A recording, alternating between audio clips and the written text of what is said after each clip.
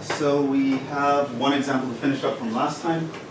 So we'll do that, quickly get it out of the way, then we will start. We're not going to finish because I have to tell you some definitions, but we'll start a very important topic. The topic of finding extrema, maximum and minimum values. But before that, let's go back to our problem where we wanted to approximate the error in calculating the volume of a cylinder. So, last one. Got a cylinder, circular cylinder. Our radius and height were given, and we know that there was a possible error in each.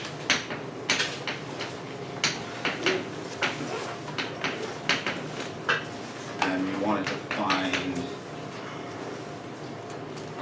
one error in computing the volume.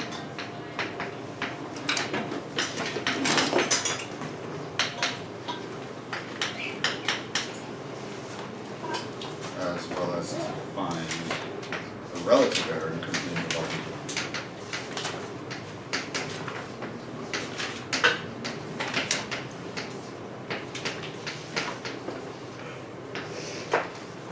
We're told that initially our radius was 20 centimeters, the height was 10.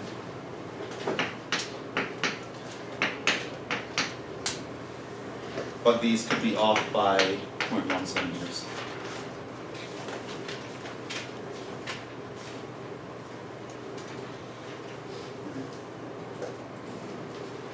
That was the situation last time. We had a right circular cylinder, and we know we can't measure the dimensions exactly. Maybe whatever machinery we're using to measure it has some sort of error factor in it of 1/100th of a centimeter.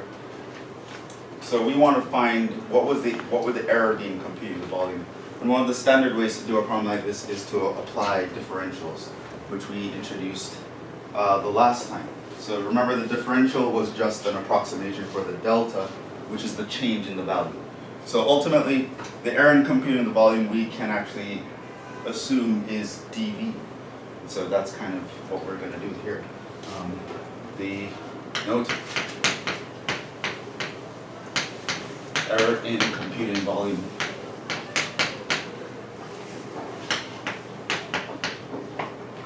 Is dG, right? That's going to be the change that occurs between the actual volume and the volume when the error is factored in.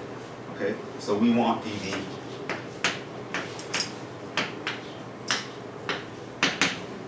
Given that the change in radius, how wrong we can be about the radius, is going to be 0.01, and the change in height, how wrong we can be about the height, is also 0.01. So ultimately, that's what we want to figure out. So of course, we could start with an equation here.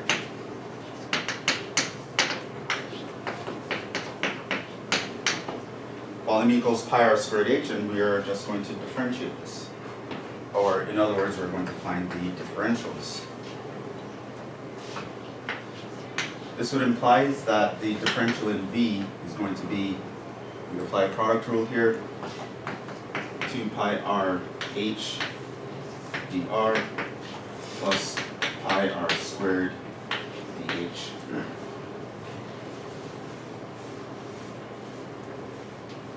So the real justification of why this second equation is true, you'll probably see in multivariable calc, but just to kind of set your mind at ease why I can say it this way, you could do it something like, imagine you're doing implicit differentiation with respect to some other variable, right, which will be under the denominator, and then you can just multiply through by that denominator and cancel it, and we'll end up with this as a notation. So we can measure the change in V by this expression. And so what we would do now is we would simply just plug in.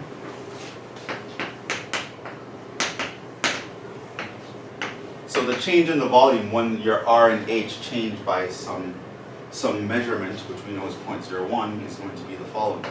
2 pi times R, which is 20, times H, which is 10, times dr, which is 0.01, plus pi r squared, r is 20, times dh, 0.01.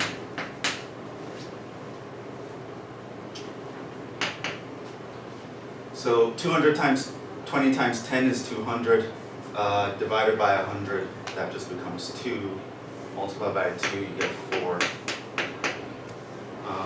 20 squared is 400, divided by 100, you just get 4.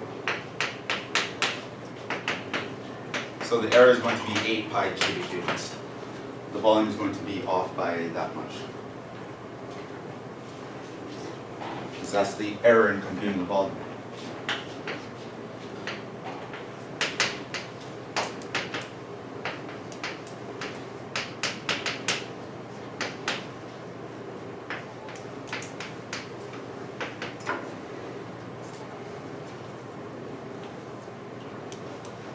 Any questions on this? So we can just think of an error as a change in the value, a change in the quantity. Now, when we talk about relative error, it's pretty much just looking at that error as a percentage. So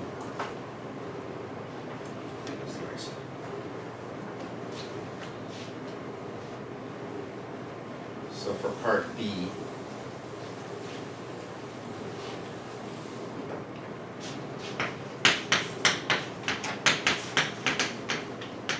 your relative error is just going to be the change in the volume over the actual volume. So just measure by how much it changed compared to what you'd assume it is. That's going to be 8 pi divided by pi r squared h. That's 8 pi over 4,000 pi. 8 goes into this, 500. So that's 1 over 500.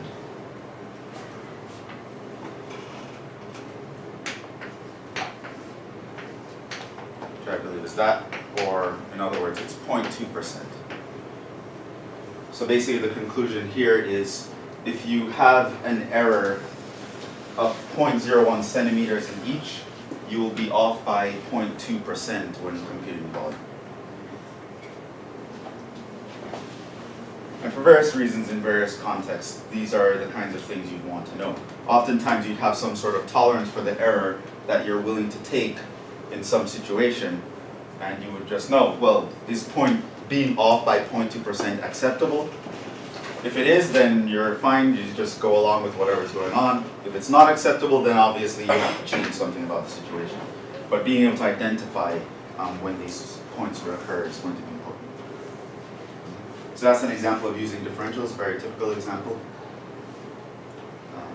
Again, the idea between differentials and linear approximation using the formula that I introduced at the beginning of last class, they're very similar. They're essentially the same, but traditionally speaking, you'd use the linear approximation formula if I just give you a number. Hey, approximate the cube root of 8.01. Versus if there's a word problem where you have to approximate some error, differentials is usually how it's done. It works out neater that way. That kind of finishes up last. What we're going to talk about now is also super important, a very important application of derivatives. We're kind of going to set the stage, and we'll start with some concrete examples tomorrow.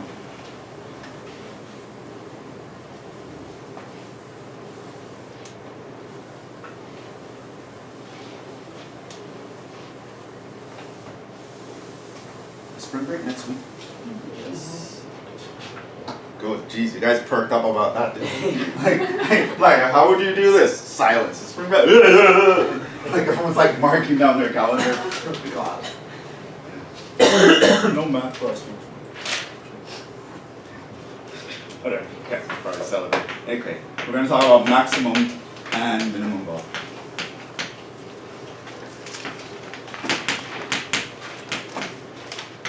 Values.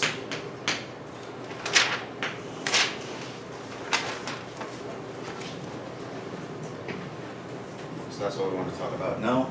And I'm going to define certain categories of these guys that we want to pay attention to. They come in two main types that we care about, the global and the relative kind, aka the absolute and the local kind. So let's actually just talk about each here. So f of x is defined on a domain.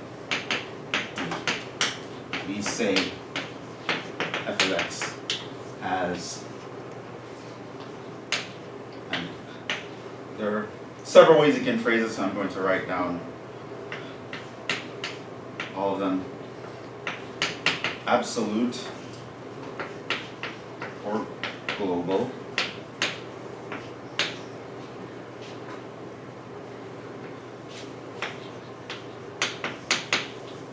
maximum,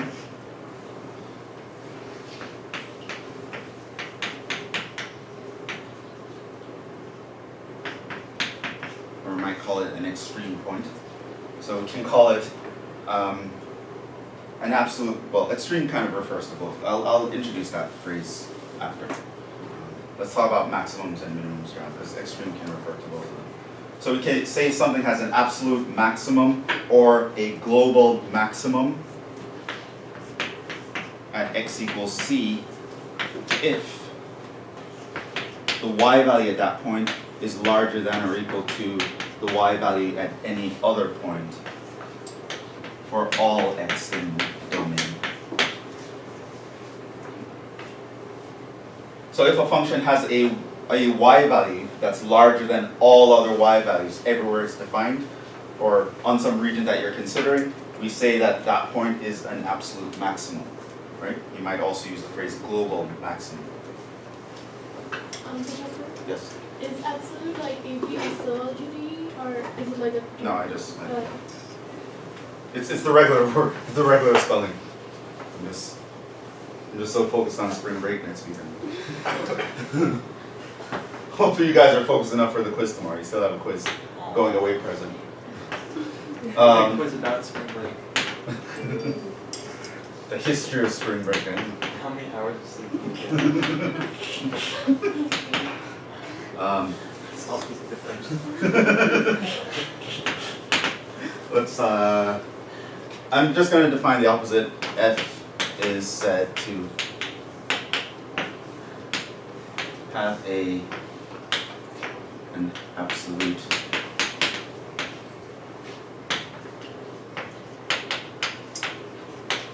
or global minimum at x equals c if, kind of what you expect, f of x is less than or equal to, f of c is less than or equal to f of x for all x in D. Definition. Okay, so that's talking about absolute maximums or minimums. There is a local kind. F has a local or relative max if at x equals c if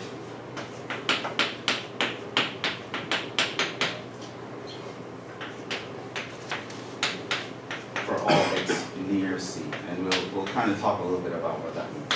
So the global ones, or the absolute ones, we talk about for all x across the entire interval you're considering. Whereas for the local, you're just talking about in its local area. If you kind of zoom in on that guy, everyone near him he will be the biggest guy. And a similar definition holds true for the relative minimum.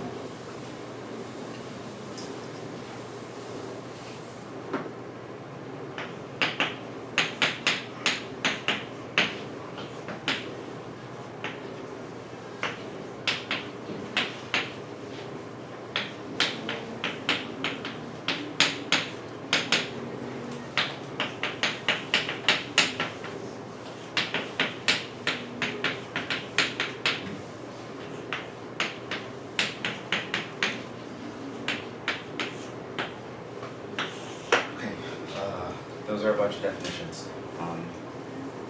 What does it all mean, that? Well, let me give you some illustrations here. Those always help. I'm going to draw some pictures. I'm going to identify the absolute maximums, minimums, etc. Just for you to get the idea. Some illustrations.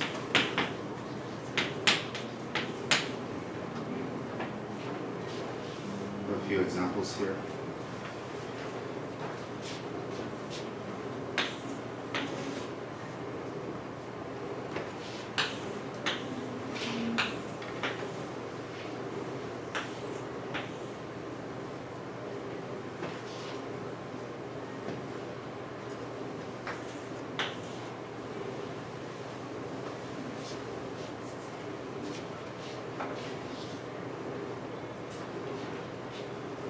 I'm going to put one over here, but let me start doing these. So here's a graph. We're considering D to be AB, the domain of consideration. So here's A, here's B.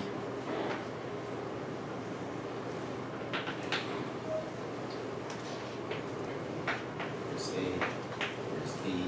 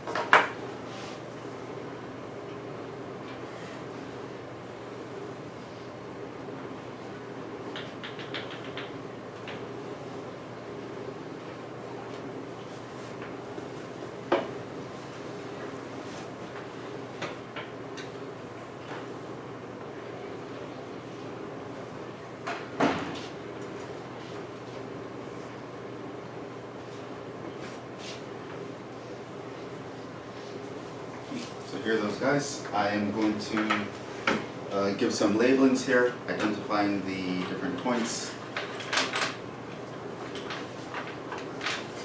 Let's say I let uppercase A-M be absolute max, lowercase a-m be absolute min, versus uppercase L-M equals local max, lowercase L-M local min. Just go through and identify these coordinates in all these graphs, all these pictures here. So in the first one, let's look for absolutes first and then locals.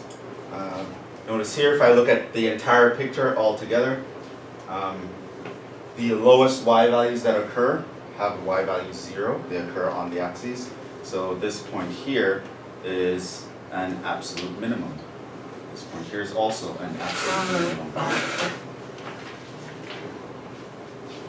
That occur there. There is such a thing as a largest y value. That one is going to be the absolute maximum. Now, once I kind of label things absolute maximums and absolute minimums, it kind of already implies local, because if this guy is the highest guy in general, he's definitely the highest guy when you zoom in close to him. So I'm not going to label anything local here. So of course absolute implies local. Of course the other way around is not true, as we'll see. So I'm not going to label really the local here. All the max or min values here are absolutes as far as I'm concerned. There are some contexts in which you think of this as a local, and local max. But one kind of applies to the other. Implies the other. Here, similarly, that's the smallest guy. in general, that's your absolute minimum. And clearly here, this is the largest guy, that's your absolute maximum. Okay? They're also local maximums and minimums, respectively. So here, this guy is the absolute minimum, that's the smallest y value that occurs. You will notice, however, this graph has no absolute maximum. And how do I know? Well, for any y value you tell me, eventually there's a y value that's going to be larger than it. It keeps going up and up and up. So there's no largest y value anywhere. In this case, we kind of have that situation going in both ways. This graph keeps going up and up and up, so there's no largest y value. Similarly, it always goes down, keeps going down and down, so there's actually no absolute minimum, there's no absolute maximum either. Okay, now this guy starts to make things a little bit more interesting.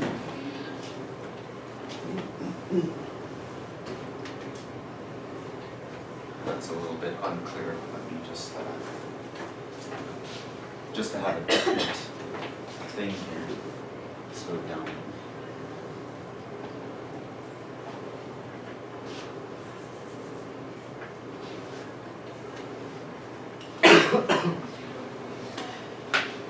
So now if you look on the entire picture, you want to pick out the very smallest y value. It's going to be this guy. There's an absolute minimum here.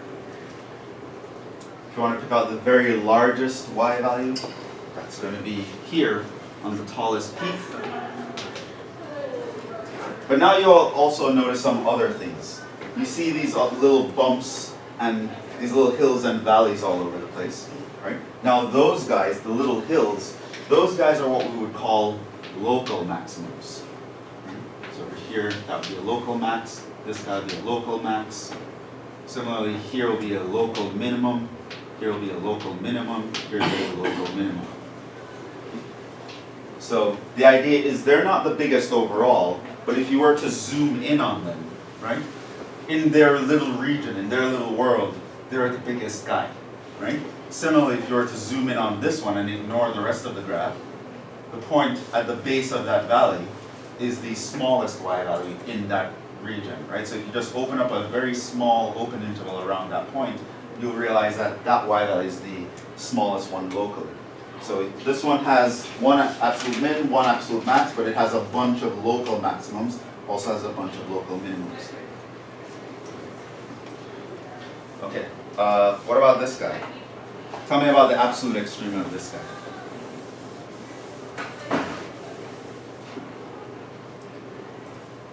Where is the absolute maximum?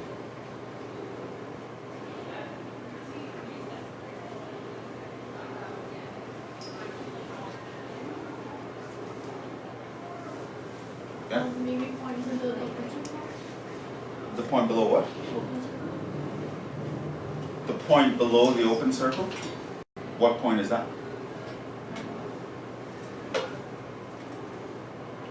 Let's say this was at 5. What would be the point below the open circle?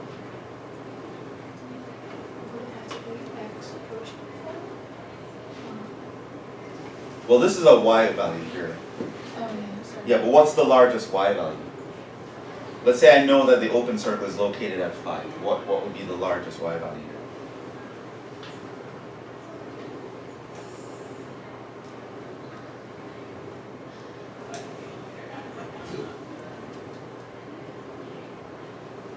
Well,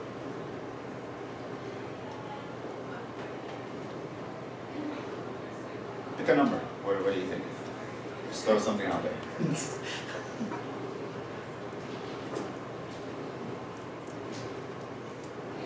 What do you think is the largest y value on this graph?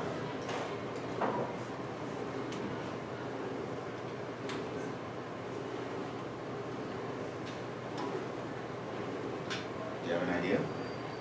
Yeah?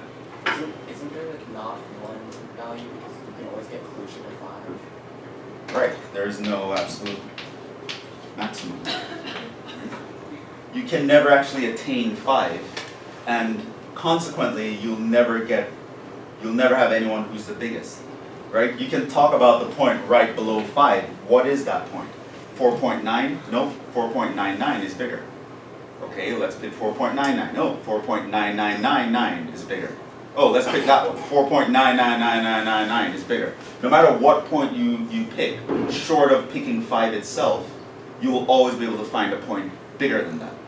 Which means there's no point that I can look at on this graph that is the biggest y value on this graph. Right? So this one has no largest y value. What about smallest y value? Yeah? There is none. Also none, because this thing obviously keeps going down. As well as if I had stopped this and put another open circle here, you'd get in the same kind of thing. You'll have none there. So there's no absolute minimum either. What about locals? Well, we already spoke about the hills and valleys idea. Here's a local max, here's a local max, here's a local min, here's a local min, here's a local min. So there are no absolute maximums and minimums, but we do have local ones. Question, what about this point right here? What would you say about that point? What's that guy?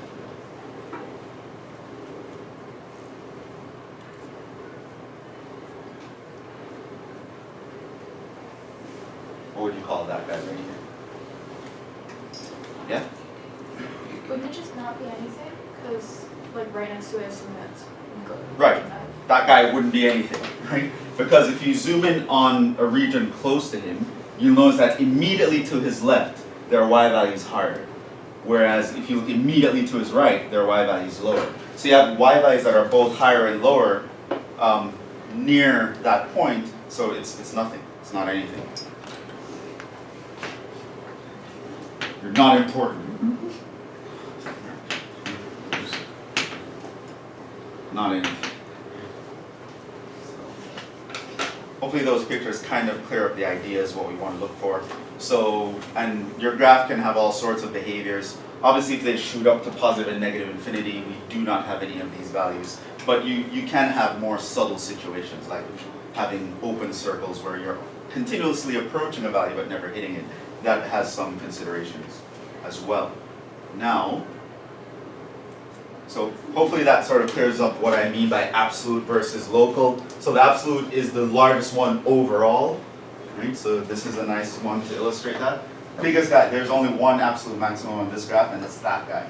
There's only one absolute minimum, which is the smallest guy overall. But then within local regions, if you really kind of zoom in, you'll have places where they're higher than everyone close to them or lower than everyone close to them. And that's how you get the local maximums and minimums. Now, it's probably obvious to you, but of course we'll mention some specific examples next class and as time goes on. Whenever points like this occur, absolute or local maximums or minimums, they will tend to be points of interest. Because if you're using a function to measure some quantity, usually where that quantity is largest or smallest would be something that you want to know, right? So if your function is measuring your profits, you want to know when and where am I making the largest profit?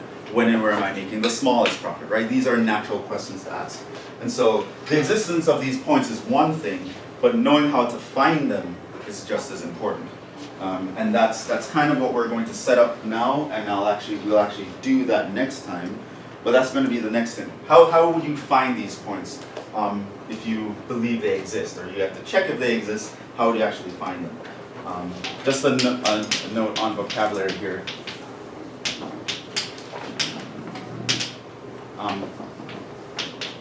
Max and or min points are called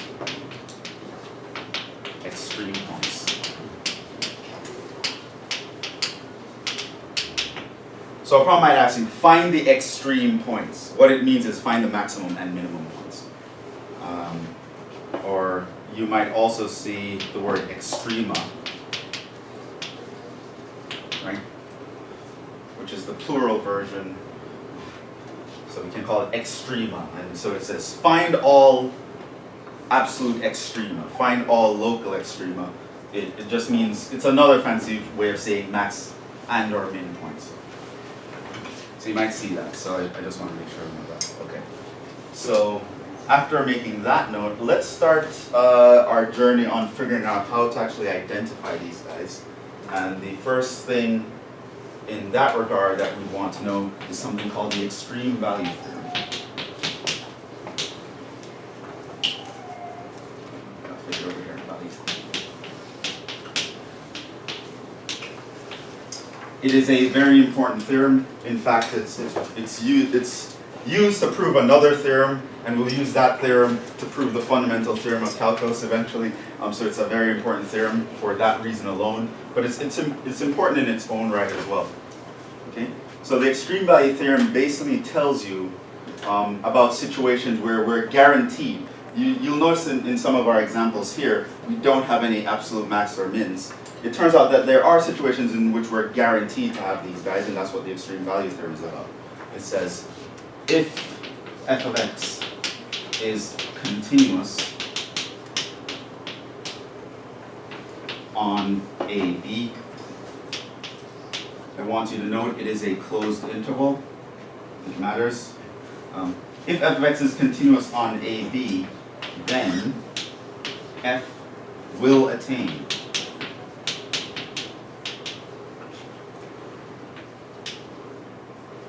an absolute max and an absolute min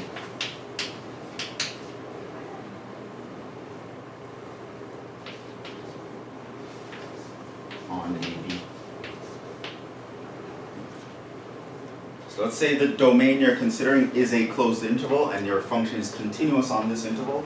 It turns out you're guaranteed to find an absolute max and an absolute min. You will be able to find both. It's worth mentioning, and you can look back at some of the previous examples. It can happen at the endpoints.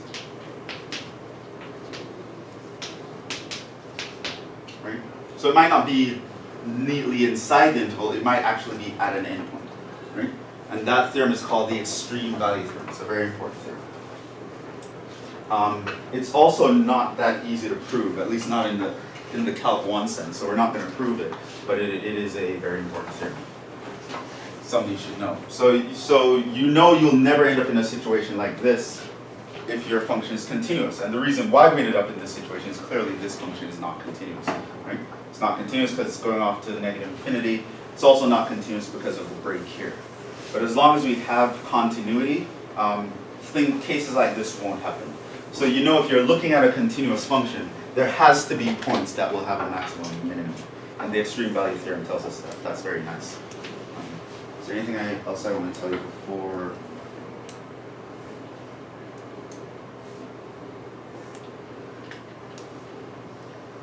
Okay. So the next thing I want to introduce is Fermats theorem. Now notice this curious fact. You probably wonder for a while where I'm going with this, but just stick with me here. Suppose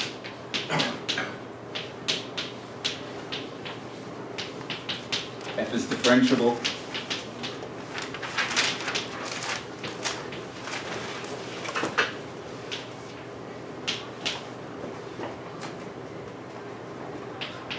I don't have to be as strong and say at all points in D.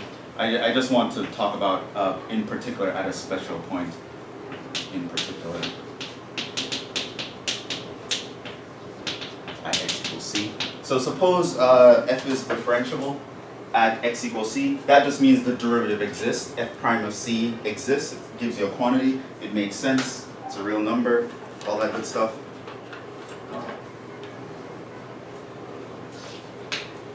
And suppose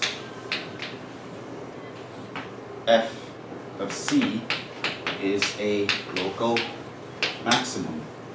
Okay? So let's say, suppose ahead of time we know that there's a local maximum existing somewhere on a function, and the function happens to be differentiable there. Okay. This means that f of c is going to be greater than or equal to f of x for all x near c. Okay. And if, now I'm going to use very suggestive notation here, if x is near c, we can write x equals c plus h, where h is small, right? So if you're close to c, I can think of you as your c plus or minus a little bit.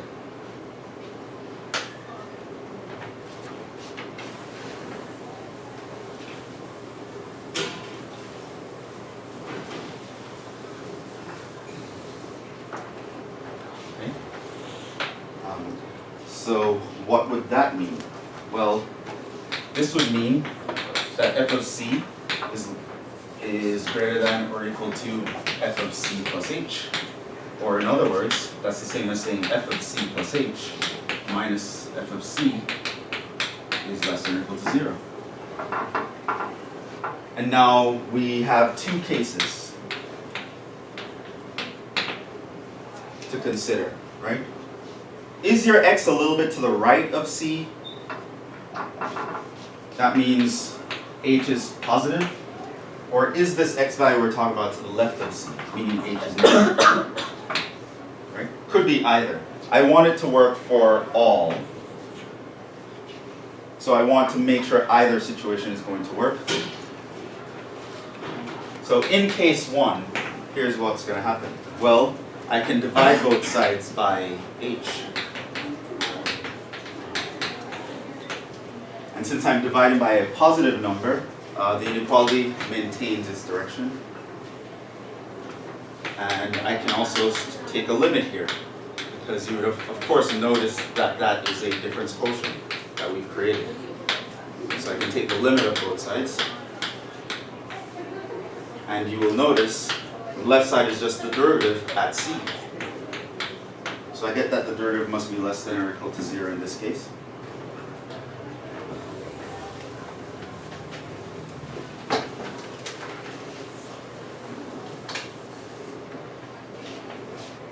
Now in case 2, if I divide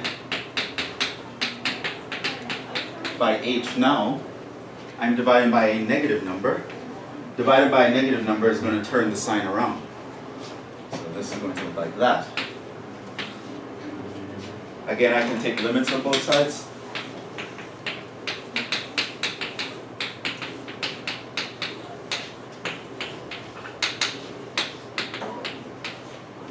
And that, of course, tells me now that the derivative at c is greater than or equal to 0.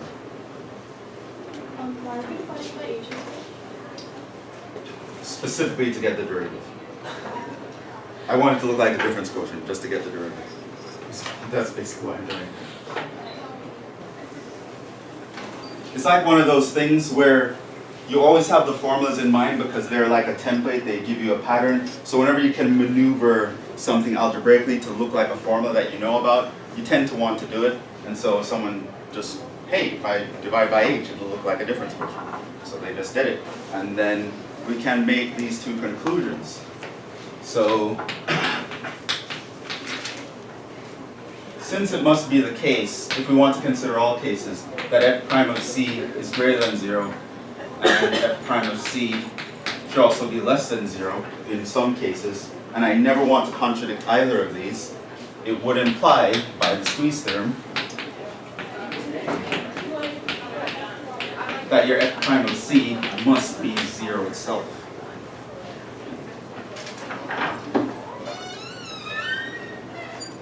What we just did, I can also mention a similar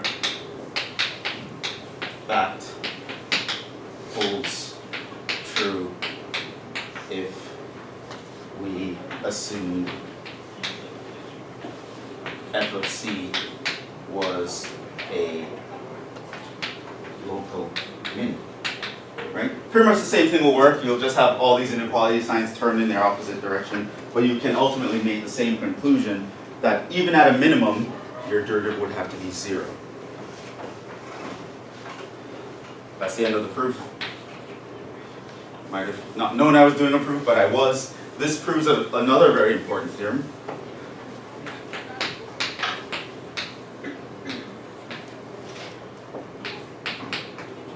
Fermat's theorem.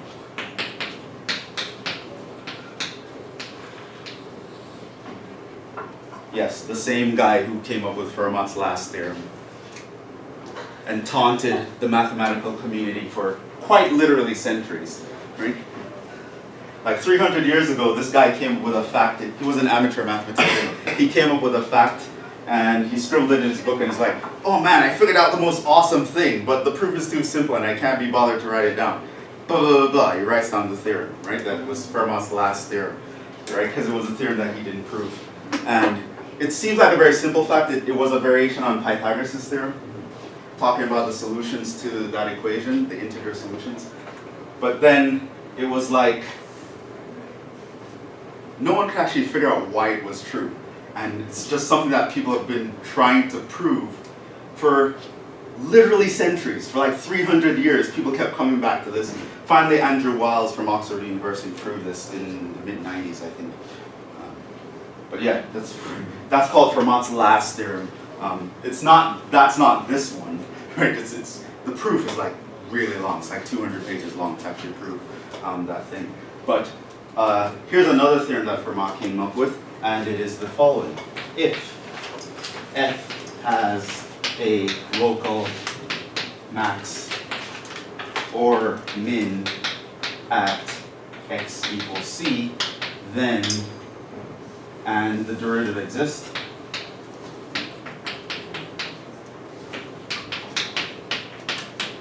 then the derivative must be 0. If you have a local maximum at any point where the derivative exists, the derivative must be 0 at that point. The slope of the curve will hit 0 at any max or min point as long as the derivative is a thing.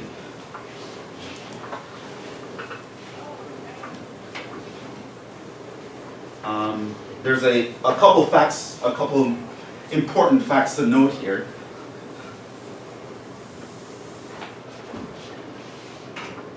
One, f prime, somewhere where the derivative is 0, it does not mean there's a max or min there.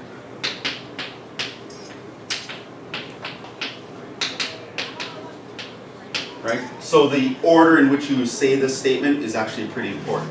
It says, if you know there's a max and the derivative is there, the derivative must be 0. The statement is not true going the other way. Knowing the derivative is 0 does not mean there's a maximum or a minimum. Right? Simple example here, x cubed. If you look at f prime of x, that's 3x squared. Notice that f prime at 0 is 0, but if you remember what the graph of x cubed looks like, it's not a max or a min at 0.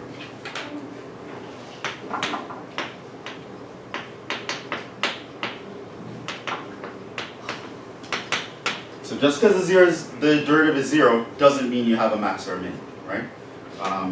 Another important note about this statement. Oh, did you have your hand up? Yeah. Yeah. What if the max or min is at A or B? You're talking about on a closed interval? Yeah. That might not be true, because then if you... Then the derivative would not exist there. Oh, And it would be an absolute max, it wouldn't be a local max. And that situation we deal with different considerations. We'll get to that. We won't get to that today. But there's something called the closed interval method that will deal with that situation. Okay. Another thing is that f prime of c might not exist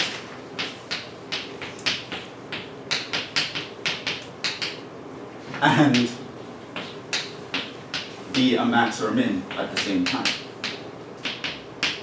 So sometimes when the derivative does not exist, it doesn't mean you can't have a max or a min. Of course, we've seen an example like that.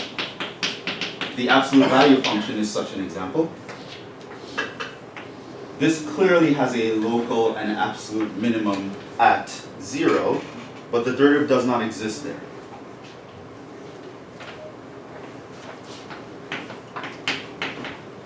Local min, but f prime of 0 actually does not exist. Okay. So putting this together, here's what we can come up with. If we know there's a max or a min, the derivative has to be 0, but we're not guaranteed for it to work the other way. We also know that if the derivative does not exist, we might have a max or min. And so, even though this condition doesn't guarantee there's a max or min, it's clearly an important point to figure out. Also, clearly, if you're looking for maximums and minimums, knowing where the derivative does not exist is also an important point to figure out. Points of this nature, points where the derivative is 0 or undefined, it is therefore critical that we know these points, and we call them critical points because math people are at naming things. We know the story. So that's going to be the definition, and we'll end it here with this definition. We'll define what we call a critical number or critical point. It will be a point where the derivative is 0 or does not exist. Why? Because these are the prime locations we're going to look at to determine if there are maximums and minimums, right? These are the points of interest here. So definition.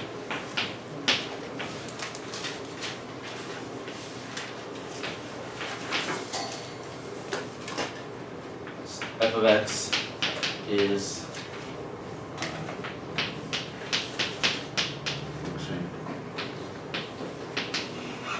defined on a domain containing C. We say x equals C is a critical number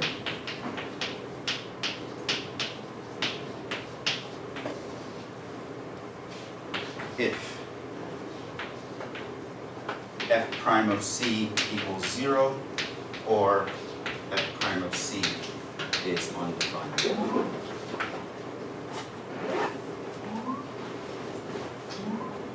And of course, the critical point would be the coordinate at which this happens, right? So that's what a critical point is. And these are going to be the guys we're going to look at when we want to talk about local maximums or minimums. And the situation that John brought up, we'll deal with next time with something else called the closed interval method. So we'd stop there. I'll see you guys tomorrow. And remember, tomorrow we also have a quiz. It's on linear approximation, differentials. There's a related rates problem. Huh? Linear approximation, differentials, related rates. I believe that's it.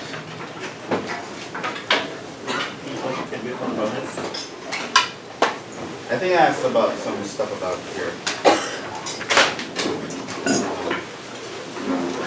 Let's see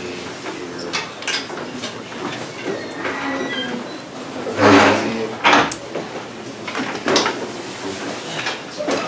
Hey, how's it going? Nice drizzle,